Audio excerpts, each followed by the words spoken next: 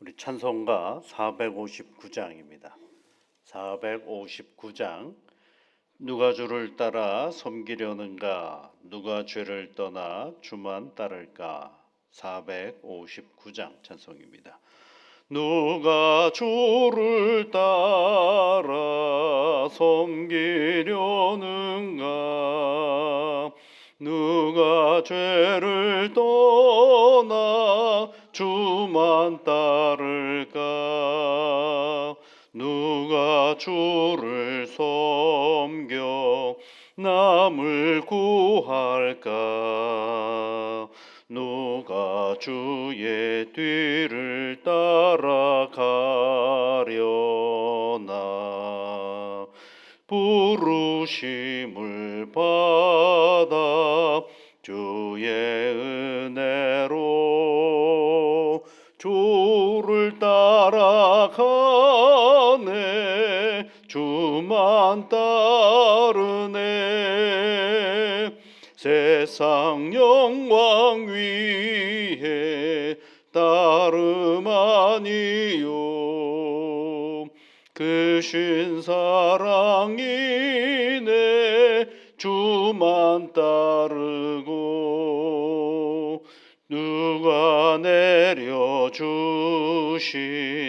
은혜 힘입어 주의 뒤를 따라 힘써 일하네. 부르심을 받아 주의 은혜로 주를 따라가네. 주만 따르네. 환난 핍박 많고 원수 강하나 주의 용사 더욱 힘이 강하니. 누가 능히 이겨 넘어뜨리랴. 변함없는 진리 승리하리라. 기쁜 찬송하며 주의 은혜로 주를 따라가네. 주만 따르네.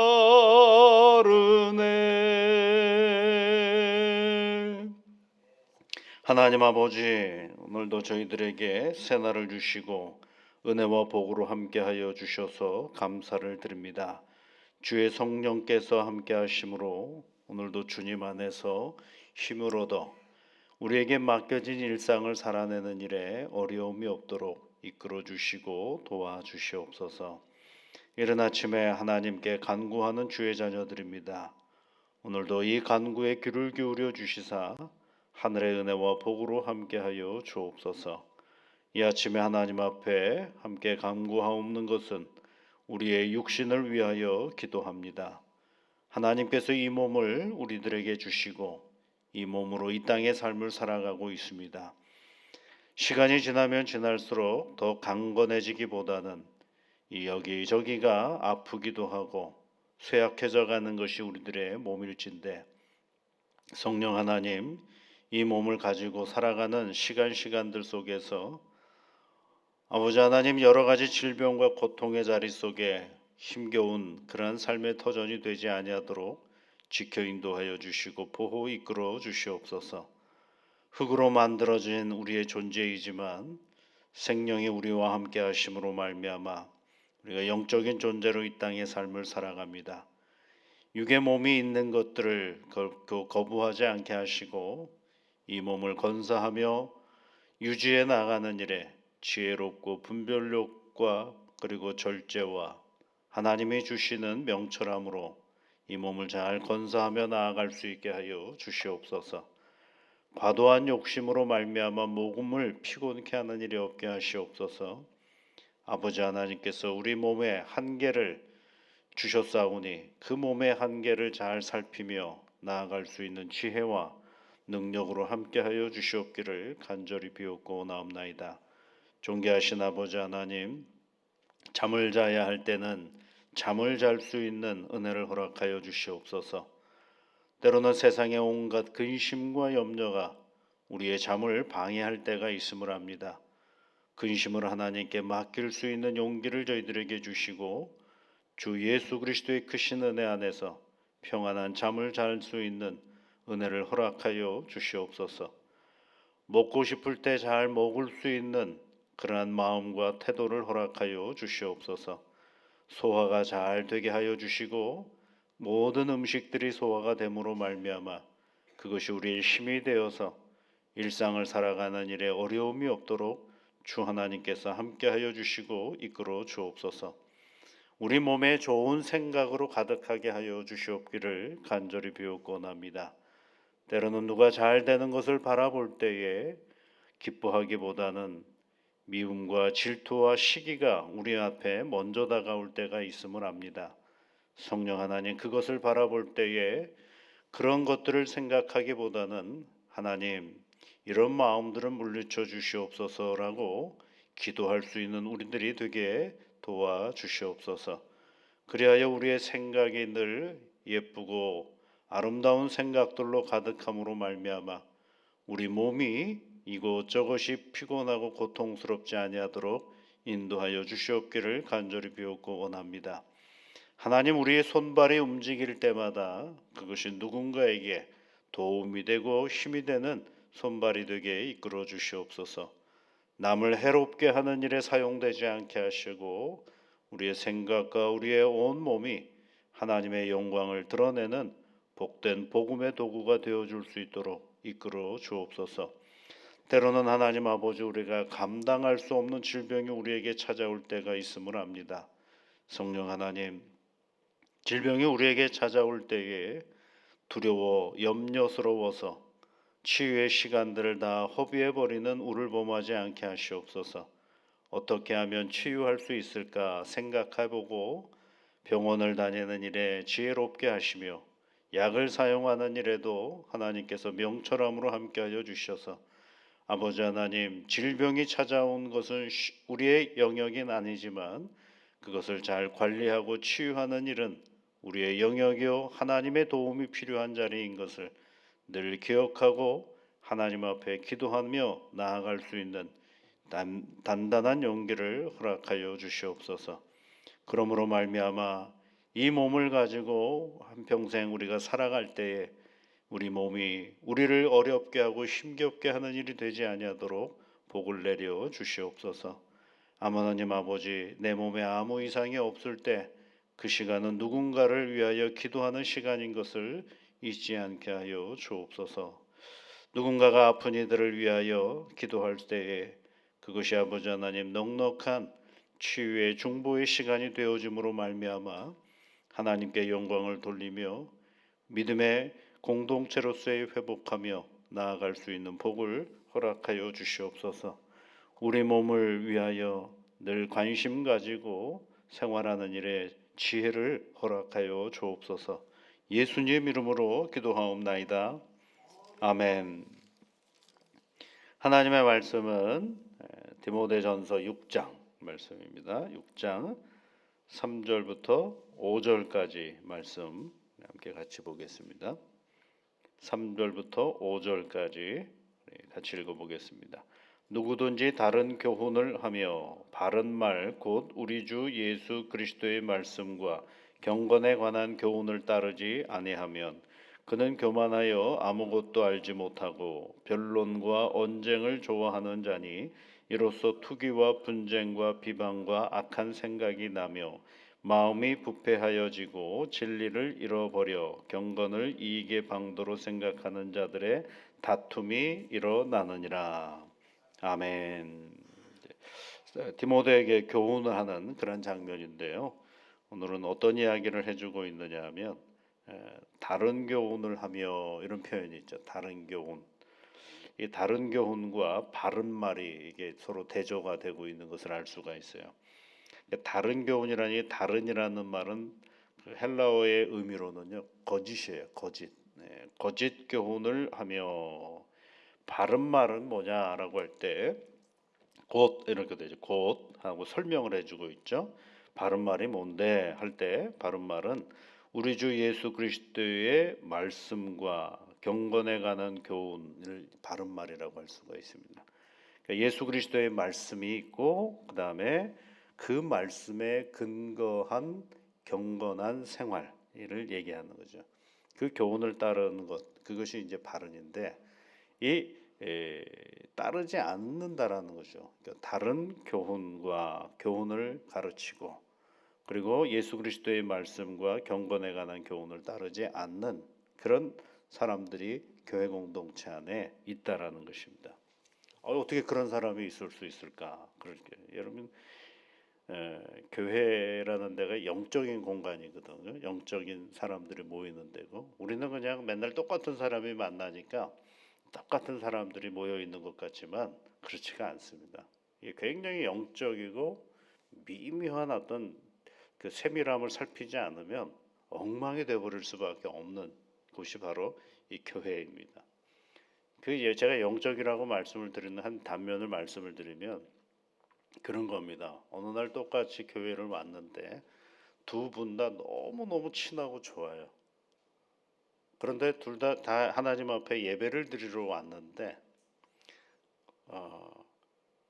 우리가 생각하기에는 제3자가 생각하기에는 별것도 아닌 것이다라고 할 수 있는데 두 사람 사이에는 별거가 돼 버리는 경우가 참 많아요. 그러다 보면 이렇게 소원해지기 시작하고 조금 더 멀어지기 시작하고 그러다가 어떻게 돼요? 서로 오해가 생기기 시작하고 그러다가 더 멀어질 때가 있어요. 그런데 실상을 가만히 보면 아무것도 아니었다라는 걸 알 수가 있어요. 그러면 왜 그런 일들이 벌어지느냐? 영적인 자리이기 때문에 그래요. 그러다 보니까 누가 그 일들을 계속 이간질 시키느냐 하면 사단이 이간질을 시켜요. 근데 우리는 자꾸 두 사람에게 문제가 있다라고 생각을 해요. 아니거든요. 두 사람에게는 아무 문제가 없어요. 그냥 평상시대로 생활했고 평상시대로 말했고 평상시대로 보였던 태도인데 그것을 누군가가 이렇게 저렇게 어그러뜨리는 거죠. 그건 누구냐면 사단이거든요. 근데 그 사단을 바라보지 못하면 결국은 누구의 책임으로 가느냐면 두 사람의 책임이라고 자꾸 생각을 하거든요. 그럴 리가 없어요. 왜냐하면 두 사람 다 누구의 이름으로 교회로 오게 되어 있느냐면 예수 그리스도의 이름으로 교회를 오는 거거든요. 그런데 예수 그리스도의 이름으로 교회를 와가지고 서로 아주 미묘한데 사실은 따지고 보면 왜 그렇게 갈등이 생겼을까를 서로 몰라요. 카더라가 계속 쌓여서 어떻게 되는 거예요? 나를 미워한다 그러고 나를 싫어한다 그러고 이렇게 얘기 나가는 거죠. 근데 그거를 다시 차분히 거슬러 올라가 보면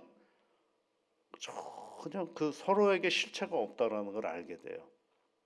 왜 그러냐면 사단의 작동이거든요. 교회는요 하나님의 영역 안에 있지만 동시에 하나님의 영역 안에 있지 못하도록 사단의 작동도 굉장히 많이 움직이고 있다라는 것을 우리가 늘 염두에 두면서 신앙의 길을 걸어가야 되는 것입니다. 아니 교회 예수님 믿으러 왔는데 거기에 뭐가 있어요? 다른 교훈을 따르는 사람들이 있는 거죠. 다른 교훈은 예수하고 상관없는 그런데 말을 할 때 보면 다 예수를 얘기하고 말을 할 때 보면 하나님을 얘기하고 말을 할 때 보면 교회를 얘기하거든요. 그러니까 그 맥락과 의미를 잘 살피지 않으면 예수 얘기하는데 엉뚱한 얘기하고 교회 얘기하는데 엉뚱한 얘기하고 하나님 얘기하는데 엉뚱한 얘기할 때가 굉장히 많죠. 그래서 바른 말과 다르게 가는 것입니다. 그러면 이런 사람들이 드러내는 어떤 특징이 있어요. 그런 사람들을 가만히 살펴보고 연구해야 됩니다. 그 살펴보면 어떤 특징이 있느냐면 여러분 4절 말씀을 보시면 거기에 보면 그런 얘기가 있죠. 그는 교만하여 아무것도 알지 못하고 변론과 언쟁을 좋아하는 자니. 언쟁을 좋아한다 그랬어요. 이 언쟁은 말싸움이거든요. 싸움이에요, 싸움. 그런데 이네들이 가지고 있는 언쟁의 특징은 뭐냐면 말꼬리를 잡는 겁니다. 말꼬리. 그러니까 전체의 그 사람이 한 말의 전체의 맥락을 살피는 게 아니라 어떤 한 말 속에 등장하는 하나의 단어를 붙잡고 그걸 가지고 옳으니 틀리니 옳으니 틀리니 이런 걸 가지고 얘기하는 거죠. 그 다음에 또 뭐예요? 변론이라고 그랬어요. 변론. 어떤 이상한 생각들을 가지고 자꾸 얘기하는 거죠. 그러나 그 생각이 뭐예요? 여러분 생각이거든. 실체가 없는 거거든요. 그런데 엉뚱한 생각들을 가지고 변론과 언쟁의 소재로 삼는 거죠. 그러다 보면 어떤 일들이 벌어지겠어요, 여러분? 그 의견에 동조하는 사람이 있고 그렇지 않은 사람이 있죠. 그러니까 동조를 하면 내 편이다라고 생각하고 그렇지 않으면 어떻게 돼요? 내치는 거죠.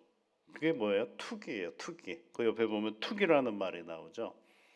말도 안 되는 이야기들을 해놓고 내 편과 너의 편을 서로 구별을 해가지고 투기하기 시작을 해요. 그 다음에 뭐가 되느냐면 투기하기 시작하냐면 분쟁이 일어났죠. 분쟁. 그다음 언쟁과 분쟁의 차이는 뭐냐면 언쟁은 한 사람과 한 사람이 서로 논쟁하는 것을 언쟁이라고 한다면 분쟁은 뭐냐면 세력이 돼 버린 거예요. 네 편, 내 편이 세력이 돼 버린 거죠. 네 말이 옳다, 내 말이 옳다 그래가지고 세력이 돼 버린 거예요. 그러니까 여러분 뭐예요? 아이들 싸움이 어른 싸움이 되는 것처럼 서로 세력이 돼 버리는 거죠. 교회는 세력으로 나눠지기 시작하면 큰일이 나기 시작하는 겁니다. 그러니까 개인적으로는 서로 다른 의견을 반대하고 찬성할 수는 있지만 네 편, 내 편을 가르기 시작해 버리면 이거는 더 확대가 되는 거죠. 그게 어디부터 시작이 되느냐면 투기부터 시작이 되는 거예요. 너하고 나를 가르는 것부터 시작해. 너는 옳아, 너는 틀렸어. 이런 식의 어떤 가름 속에 나타나는 거죠. 그 다음에 어떻게 해요? 분쟁하니까 좋은 말 하겠어요, 나쁜 말 하겠어요. 서로 비방하는 건데 그럴 때 그럴 줄 알았어. 부터 시작해가지고 과거에 있었던 일까지 다 끄집어냅니다. 내 그럴 줄 알았어 하면서 서로 비방하기 시작하죠. 비방으로 끝나지 않아요. 그 다음에 무슨 일이 벌어집니까?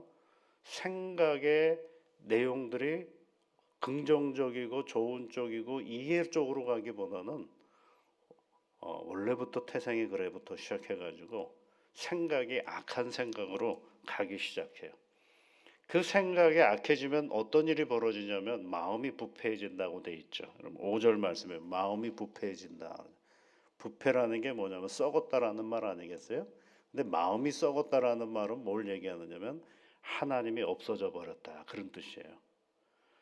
그러니까 교회가 하나님을 위하여 우리가 함께 모였던 자리인데 교회 안에서 이상한 이단의 말이나 쓸데없는 교훈들을 가지고 논쟁이 일어나고 언쟁이 일어나기 시작하니까 투기가 일어나기 시작하고 세력과 세력이 만나서 분쟁하기 시작하고 그 다음에 비방하기 시작하고 그 다음에 악한 생각을 갖게 되면서부터 그 생각 속에 나타나는 그 마지막 결과가 뭐냐면 하나님은 일도 생각하지 않는 거죠.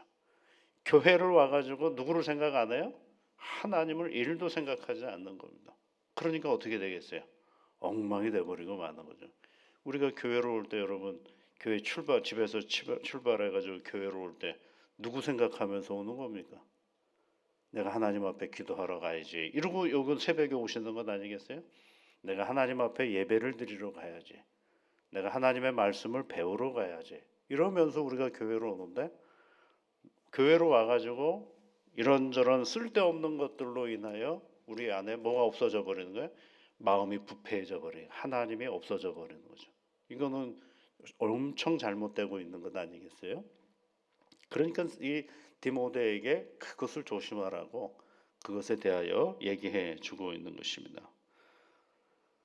그 다음에 이제 또 하나는 이 다른 교훈을 가르치고 다른 교훈에 집착하는 사람의 또 다른 이 당시의 특징은 뭐냐면 여러분 5절 뒷부분에 보시면 진리를 잃어버려 경건을 이익의 방도로 생각하는 자들이 다툼이 일어나니라. 이익의 방도로 생각한다라는 거예요. 이익이라는 게 뭐 돈일 수도 있지만 자기 중심적인 얘기를 얘기하는 거예요. 자기 중심. 나를 중심으로 하는 것들을 얘기하는 거죠. 그럼 교회를 누구 중심으로 우리가 다녀야 되냐면 하나님 중심으로 교회를 다녀야죠.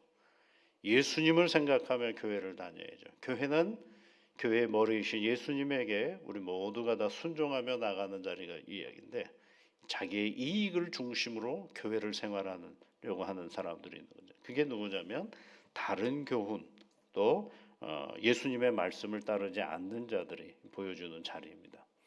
그럼 이 사람들은 왜 교회에 와서 올까요? 왜 자꾸 교회로 올까요? 이런 예수하고 상관도 없는 그런 말하고 행위를 하는 사람들이 왜 교회로 올까요? 그것은 다른 것이 아니라 그건 사단의 영역이라고 말씀을 드렸습니다. 그러면 이런 사람들은 어떻게 물리치면 될까요? 물리치면 될까요? 거기 가서 너 그런 거 하지 마라 그런다고 그 사람들을 얘기 안 할까요? 아니에요. 우리 스스로가 다 누구를 바라보고 있어야 되느냐 하면 하나님께 예배를 드리는 일에 최선을 다하면 거짓은 물러가게끔 되어 있어요.